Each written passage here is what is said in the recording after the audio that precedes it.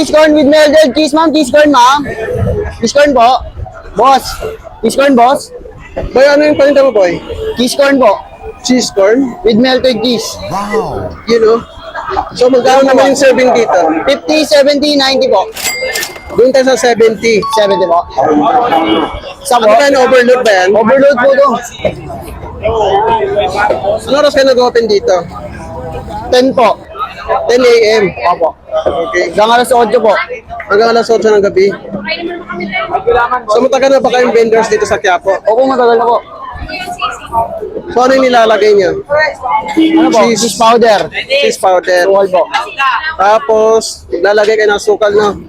Ito po, melted cheese. Cheesy corn po, madam, with melted cheese. You know? Overload.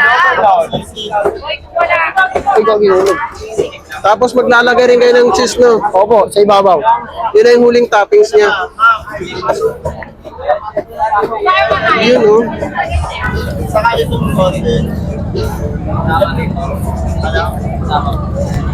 Overload na overload, no? Ito po yan, boss. Tapos may margarine pa pala. Ito na siya, boss. So ganito po kalaki guys yung ano, 70 pesos, no? Thank you. Iyo po. Kain po.